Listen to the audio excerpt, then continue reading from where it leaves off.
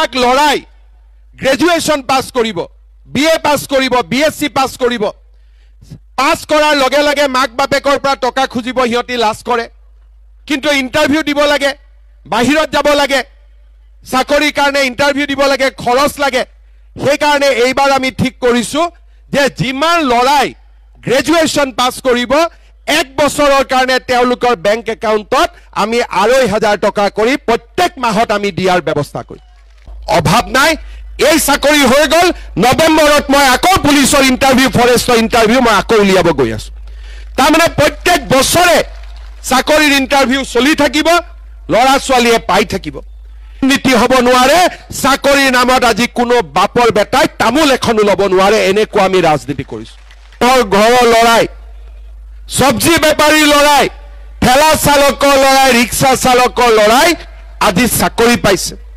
এই যে ডিউটি কৰিব আহে পুলিচৰ ডেকা সৰু সৰু ল'ৰা ছোৱালীবোৰ, সিহঁতক আপোনালোকে সুধিব তোৰ বাবাই কি কাম কৰে, তোৰ মাই কি কাম কৰে। চাকৰি কৰিব নতুনকৈ যিবিলাক ল'ৰা ছোৱালী জইন কৰিছে তেওঁলোকক সুধিব তোমাৰ বাবাই কি কাম কৰে, তোমাৰ মাই কি কাম কৰে। প্ৰত্যেক বছৰত 1,000 কৰি 5,000 ল'ৰা ছোৱালীক আমি 2 লাখ টকাকৈ দিম, যাতে ব্যৱসায় বাণিজ্য কৰিব পাৰে। বেংকৰো মৰ্টগেজ নালাগে, একো নালাগে, চৰকাৰৰ পৰা 2 লাখ টকা দিম, যাতে তেওঁলোকে ব্যৱসায় বাণিজ্য কৰিব পাৰে, আৰু ব্যৱসায় বাণিজ্য ভাল হ'লে পিছত বেংকৰ পৰাও লোন ল'ব পাৰে। আগতে অসমত কোনোবা এনেকুৱা কাম, ৰেচন কাৰ্ড আগতে কোনে লৈছিলে? যিবিলাক বাংলাদেশী আহি ইহঁতে ৰেচন কাৰ্ড লৈছিলে, যাতে মানুহক পুলিচে দিগদাৰ নকৰে, ভাৰতীয় নাগৰিক বুলি কয়। আজিকালি ৰেচন কাৰ্ড এইবিলাক কামত নালাগে। এতিয়া ৰেচন কাৰ্ডত আমি কি পাওঁ? বিনামূলীয়া চাউল পাওঁ। আমি ৰেচন কাৰ্ডত হস্পিটালত 5 লাখ টকালৈকে বিনামূলীয়া চিকিৎসা পাওঁ। এইবাৰ মই আৰু এটা সুবিধা ৰেচন কাৰ্ডত দিব খুজিছোঁ। কলেজত বিনামূলীয়া এডমিশ্যনৰ কাৰণে আমাৰ ল'ৰা ছোৱালী যেতিয়া গাঁওবুঢ়াৰ ওচৰত যায়, মৌজাদাৰৰ ওচৰত যায়, SDC অফিচত যায়, ইনকাম চাৰ্টিফিকেট ওলাওঁতে টকা দিব লাগে। সকলোকে নালাগে, কিন্তু কমপ্লেইন আহি থাকে। এইবাৰ আমি নিয়ম কৰিছোঁ, কলেজত ইউনিভাৰ্চিটিত বিনামূলীয়া নামভৰ্তিৰ কাৰণে কোনো প্ৰমাণ পত্ৰ ল'ব নালাগে, মাত্ৰ ৰেচন কাৰ্ড দেখুৱাই দিলে বিনামূলীয়া এডমিশ্যন হৈ যাব। তাৰমানে ৰেচন কাৰ্ডত আমি কি পালোঁ? বিনামূলীয়া চাউল পালোঁ, বিনামূলীয়া চিকিৎসা পালোঁ, বিনামূলীয়া নামভৰ্তি পালোঁ। আৰু ডেট এটা লিখি ৰাখক, 1 অক্টোবৰ তাৰিখৰ পৰা মই ৰেচন কাৰ্ডত আপোনালোকক দালিও দিম, আপোনালোকক চেনিও দিম, আপোনালোকক নিমখো দিম।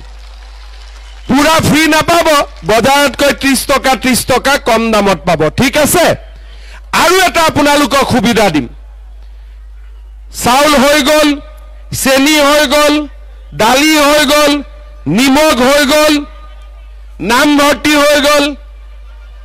এতিয়া আমাৰ আৰু এটা কাম আছে, গেছৰ চিলিণ্ডাৰৰ দাম কিমান? কিমান দাম? 950। কিমান? 1300 নহয়, 950। 1000 950।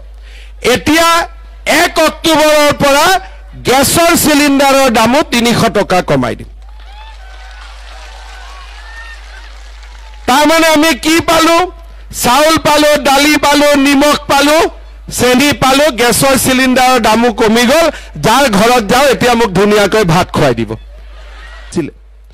কেইদিনমান আগতে বিধানসভাত জাষ্টিছ বিপ্লৱ শৰ্মা কমিটিৰ ৰিপৰ্ট পেছ হৈছে, সঁচা মিছা নাজানো। তাত এনেকুৱা কথাও লিখা আছে যে কংগ্ৰেছৰ দিনত চাকৰিৰ কাৰণে ছোৱালীয়ে নিজৰ সতীত্বও বিসৰ্জন দিবলগীয়া হৈছিল। ৰিপৰ্টত লিখা আছে, মই সঁচা মিছা কথা ক'ব খোজা নাই। সেইখন এখন অসম আছিল। আৰু কংগ্ৰেছৰ দিনত মানুহক কি দিছিলে? ভোট দিয়াৰ পিছত কংগ্ৰেছে মানুহক কি দিছিলে? লুঙি, ধুতি, খুটা, আঁঠুৱা আৰু কম্বল। আমাৰ হিন্দু মানুহে কয় নহয় যে পূজাত পঞ্চামৃত লাগে না নাই, পঞ্চামৃত লাগে না নাই। কংগ্ৰেছৰ পঞ্চামৃত কি আছিলে? লুঙি, ধুতি, সূতা, আঁঠুৱা, কম্বল। এনেকে মিটিং হ'ব, ট্ৰাকত সূতা থাকিব, মহিলাসকলক এনেকে এনেকে সূতা দলি মাৰি দিব। কোনোবাই পালে যদি পালে তাৰ ওপৰতে এগৰাকীৰ ওপৰত এগৰাকী জঁপিয়াই পৰে। বেলেগ বাদ দিয়ক, তৰুণ গগৈ সমষ্টি তিতাবৰতে মহিলাসকলে সূতাৰ কাৰণে এজনৰ ওপৰত এজনে জঁপিওৱা মই নিজে চকুৰে দেখা পোৱা মোৰ আজিও মনত আছে। আজি আপোনালোকে চিন্তা কৰক, আজি বিজেপিৰ দিনত ধুতি গ'ল, লুঙি গ'ল, কম্বল গ'ল, আঁঠুৱা গ'ল, সূতা গ'ল, কি আহিলে? অৰুণোদয় আহিলে। হয়নে নহয়? লুঙি ভাল নে অৰুণোদয় ভাল? একদম মনৰ পৰা ক'ব, লুঙি ভাল নে অৰুণোদয় ভাল? ধুতি ভাল নে অৰুণোদয় ভাল? কম্বল ভাল নে অৰুণোদয় ভাল? আঁঠুৱা ভাল নে কম্বল ভাল?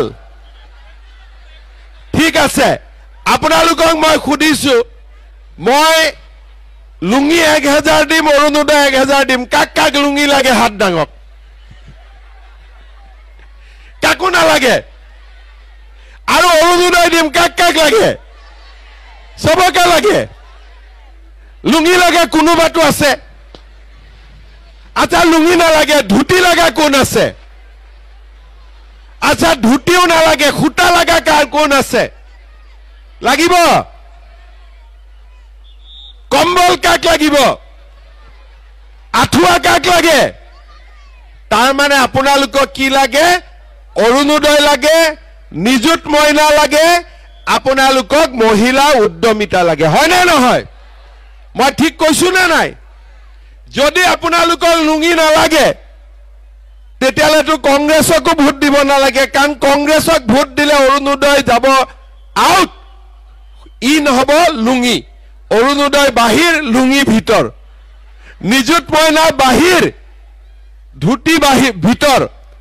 লুঙি আৰু ধুতি যাক লাগে সি কংগ্ৰেছক ভোট দিব। ঠিক আছে?